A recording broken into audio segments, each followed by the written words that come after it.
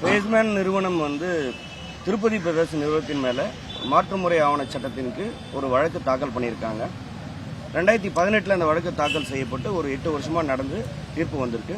நேற்று வந்து 19/12/2025 அன்னைக்கு 19வது மாநகர குற்றவியல் நடுவர் நீதிபதிகள் அவர்கள் ஒரு தீர்ப்பை வந்து கொடுத்துருக்காங்க.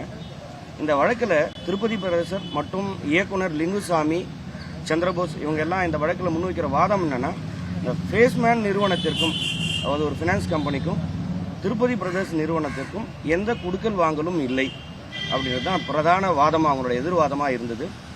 அந்த வழக்கில் இவங்க எக்காலகட்டத்திலையும் அவங்க கிட்டேருந்து பணம் வாங்கலை, அந்த பணத்துக்காக எந்த காசோலையும் இவர்களால் அவங்களுக்கு கொடுக்கப்படலைன்றது தான் பிரதான வாதமாக இருந்தது. இந்த வழக்கு நேற்று வந்து தீர்ப்பு வந்திருக்கு, அவர்களுக்கு எதிராக வந்து தீர்ப்பு வந்திருக்கு. அந்த தீர்ப்புக்கு மேலே அதாவது மேல்முறையீடு, இது விசாரணை நீதிமன்றம்ன்றதுனால மேல்முறையீடு செய்வதற்காக ஒரு 30 நாள் கால அவகாசம் கொடுத்துருக்காங்க.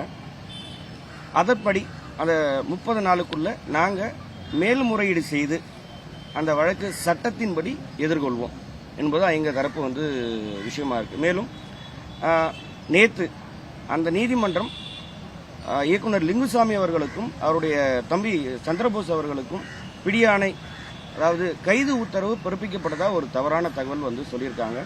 இந்த வழக்கில் அப்படி எந்த கைது உத்தரவும் பிறப்பிக்கப்படலைன்றதை தெரிவிச்சுக்கிறோம்.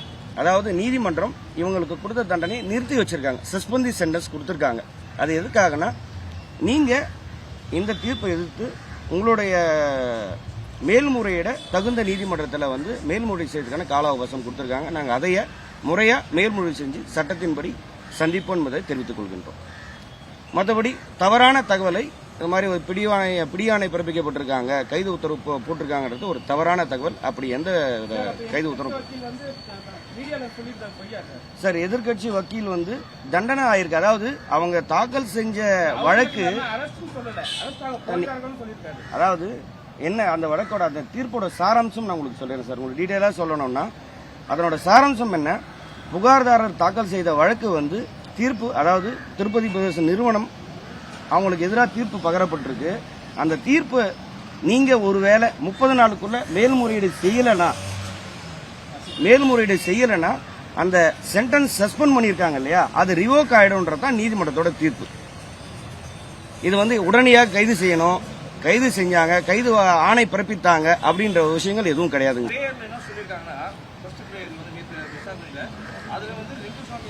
திருப்பதி பிரதர்ஸ் சார்பில் வந்து ஒரு செக் கொடுத்ததா, அந்த செக் வந்து அவங்க பிரசென்ட் பண்ணும்போது 35 lakhs அந்த செக் வந்து பிரசென்ட் பண்ணும்போது அந்த அக்கௌண்ட் வந்து இட் இஸ் பீன் க்ளோஸ்ட் அப்படின்னு சொல்லிட்டு தான் அவங்களுக்கு ரிப்ளை வந்ததா பேங்க்ல இருந்து அந்த ஆர்டர்ல 45 லட்சம் ரூபாய் செக் வந்து உங்களுக்கு. அதாவது நீங்க கேட்குற விஷயத்துக்கு ஆதாரமா ஒரு விஷயம் சொல்றாங்க. எங்களோட தரப்புல எதிர்வாதமா, அதாவது டிஃபென்ஸா எடுத்து வைக்கிற பாயிண்ட்ல முதல் பாயிண்ட் உங்களுக்கு ஏற்கனவே சொன்ன ஃபேஸ்மேன் நிறுவனத்துக்கும் திருப்பதி பெறுவதற்கும் எந்த குடுக்கல் வாங்கலும் இல்லை அப்படின்றத நான் உங்களுக்கு சொன்னேன்.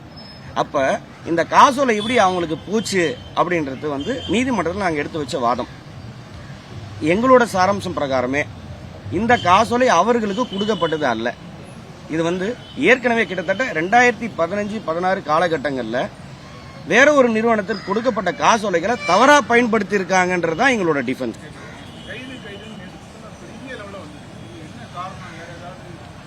சார், கைதுன்னு சொல்றதுக்கான காரணம் என்ன இருக்குன்னா, ஒரு சமுதாயத்தில் மதிப்பு மிக்க நபர் இவர் வந்து ஒரு ஃபினான்ஸ் கம்பெனி வந்து கேஸ் போட்டிருக்காங்க. ஒரு தவறான தகவலை பரப்பினா மேபி அவரோட புகழுக்கு வந்து களங்கம் ஏற்படலாம் அப்படின்ற ஒரு விஷயங்கள் இருக்கலாம். பட் என்னன்னா, ஒரு தவறான செய்தியை ஊடகத்தில் பரப்பக்கூடாதுன்றதுக்காக தான் இன்னைக்கு பிரஸ் மீட். அதாவது அவ்வாறான கைது உத்தரவோ பிடிவாரண்டோ எதுவும் கொடுக்கப்படவில்லை. சார், தண்டனை கொடுத்திருக்கிற விஷயங்கள் உண்மை. தண்டனை, அந்த கொடுத்த தண்டனை தற்பொழுது நிறுத்தி வைக்கப்பட்டிருக்குன்னு நாங்க சொல்றோம். சொல்லுங்க, அது வந்து புரிதல் இல்லாம போட்டிருக்காங்களா என்னன்னு எங்களுக்கு தெளிவா சொல்ல முடியாது சார். பட் இது மாதிரியான விஷயங்கள், அதாவது கைது, அவர் மீது கைது உத்தரவு பிறப்பிச்சிருக்காங்க, அவரை வந்து அரெஸ்ட் பண்ண வாரண்ட் கொடுத்திருக்காங்கன்ற விஷயங்களை இதுக்கப்புறம் பரப்பக்கூடாது, தேவையில்லாத வதந்திகள் வரக்கூடாதுன்றதுக்காக இந்த உண்மையான தகவல் என்னன்றது மக்களுக்கு தெரியப்படுத்தவும் மற்ற எல்லா தெரிஞ்சுக்கணுன்றதுக்காக இந்த பேட்டி கொடுக்குறோம். நம்ம 2026 பிப்ரவரி நடக்கிற நம்ம தயாரிப்பாளர் சங்க, தமிழ் திரைப்பட தயாரிப்பாளர் சங்க தேர்தலில் தலைவராக வந்து தமிழ்குமரன் தலைவராக நலன் காக்கும் அணி சார்பாக தலைவராக வந்து நம்ம தமிழ்குமரன் நிற்கிறாரு. துணைத் தலைவராக வந்து நம்ம ஆர்கே சுரேஷும் நம்ம கமலக்கண்ணன் துணைத் தலைவராக நிற்கிறாங்க. கமிலா நாசரும் நம்ம ராதாகிருஷ்ணன் சாரும் செக்ரட்டரியாக நிற்கிறாங்க. நான் அந்த அணியில் பொருளாளராக சுபாஷ் சந்திர போஸ் திருப்பதி பிரதேசோட ப்ரொடியூசர் பொருளாளராக நான் கண்டெஸ்ட் பண்ணுறேன். இந்த ஊடகம் மூலயமா எங்கள் தயாரிப்பாளர்களுக்கெல்லாம் நீங்கள்லாம் சொல்லி ஓட்டு போட்டு எங்கள் அணியை ஜெயிக்க வைக்கணும். நன்றி, வணக்கம். பிளே ஸ்டோர் மற்றும் ஆப் ஸ்டோரில் இருந்து பாலிமர் செயலியை QR கோடு மூலம் பதிவிறக்கம் செய்யுங்கள். செய்திகளை உடனுக்குடன் பெறுங்கள்.